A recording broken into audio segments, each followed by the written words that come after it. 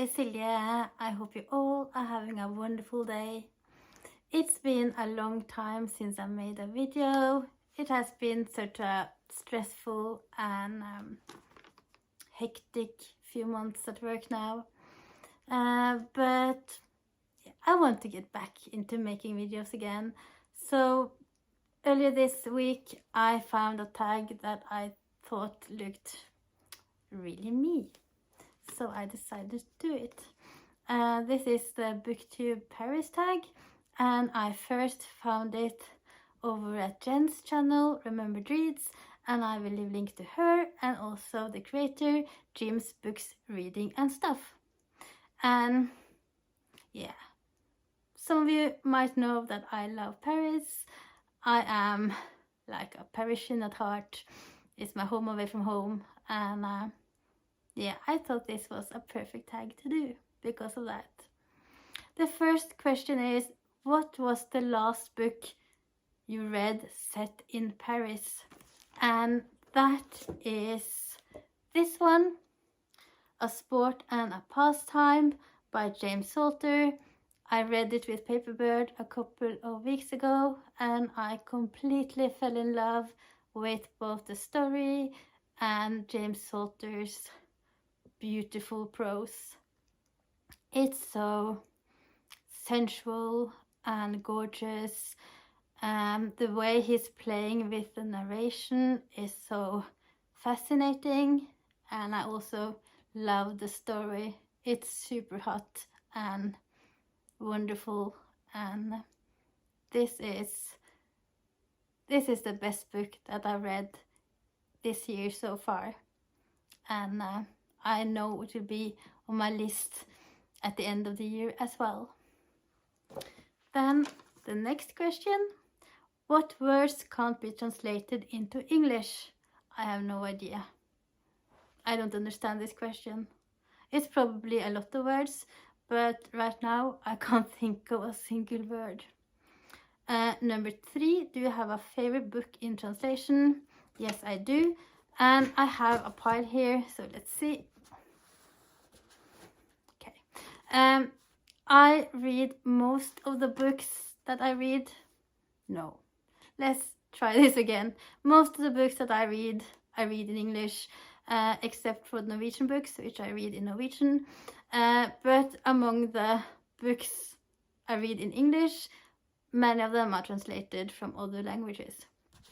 But I will start with a little cheat, which is Jon Fosse. You probably know that I am a Fosse fangirl. I love everything I've read by Fosse, but Septology in particular. And this is the first book, but I'm talking about like the whole series. And I read this in Norwegian, obviously, and I love Jon Fosse's prose. It is so unique and so mesmerizing and so hypnotizing, but the translation by Damien Searles is brilliant. He really managed to capture Jon Fosse's uniqueness, his mesmerizing and hypnotic and beautiful nynorsk, and translates it into English in the most perfect way. So that's the reason why this is on the list. This book, not this book, but the last book, has been shortlisted for the International Man Booker, and I really hope it will win, because that would be amazing and so well deserved. I have other books in translation which I also adore.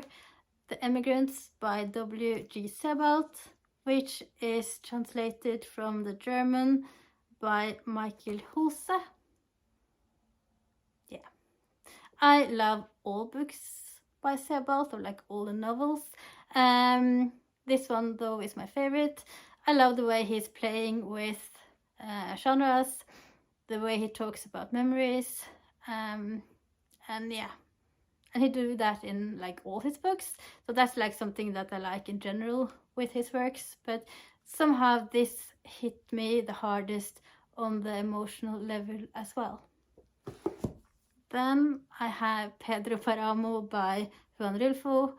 Very dark and atmospheric, kind of magical realism.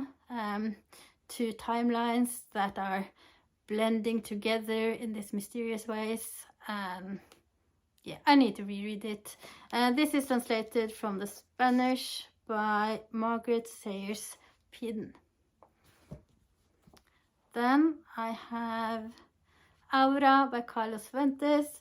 This is also translated from the Spanish by, let's see, Lysander Kemp. Love it. Love it, love it, love it. Magical realism, nightmarish, very dark and atmospheric, and gorgeous. I know I'm repeating myself here, but also The Lover by Marguerite Duras, translated from the French by Barbara Bray. Also beautiful prose. Love the way she's using vignettes. It's really poetic and such a heartbreaking and powerful story. And last but not least, Blinding by Mircea Cartarescu, translated from the Romanian by Sean Cotter. I have been talking about this quite a bit. It's like reading an abstract painting, reading a Cronenberg movie. Love the symbolism, loves all like this fantastical imagery, and the prose is so gorgeous. Let's see. Questions number 4. Have you read books in other languages? Yes, I read in English, Danish, Swedish, and I have also read some books in French. Number 5. Jules Verne studied at law school in Paris. Do you have a favorite book by Jules Verne? No, I don't. I don't think I have actually read a Jules Verne book as an adult or some of his like proper books. I have some memories about reading or mostly looking at the illustrations of Jules Verne stories adapted for kids, but I think I mostly watched the illustration to make my own stories, I would assume. Number 6. Do you have a favorite movie set in Paris? And yes, I do. I love Amélie, which is set in Montmartre. L'Appartement, which is this dreamlike thriller from the mid-90s with Vincent Cassel and Monica Bellucci. One of the scenes in this film is set in Place de Fürstenberg in Saint-Germain, which is this beautiful little spot which I like to visit when I'm there.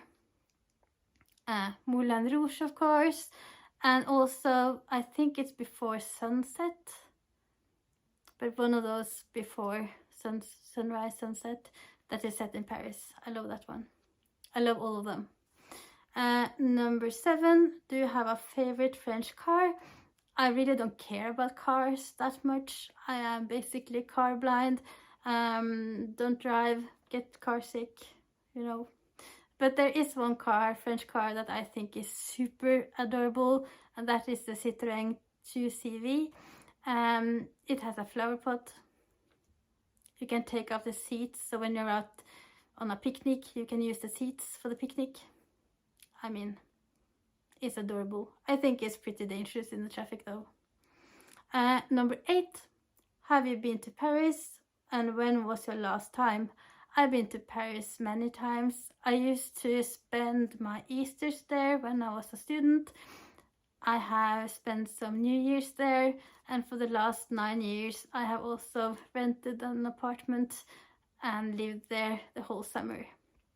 My last time I went to Paris was in 2019, and I can't wait to come back.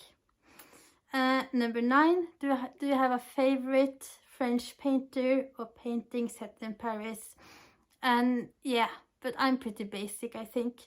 I like Degas, Monet, Delacroix, and also the drawings and paintings from Montmartre and Moulin Rouge by Toulouse-Lautrec.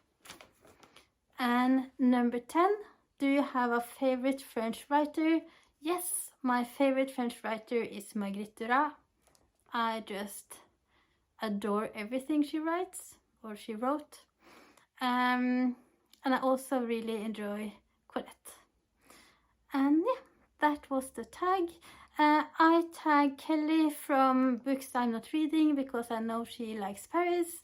And if you are watching this and want to do it as well, consider yourself tagged.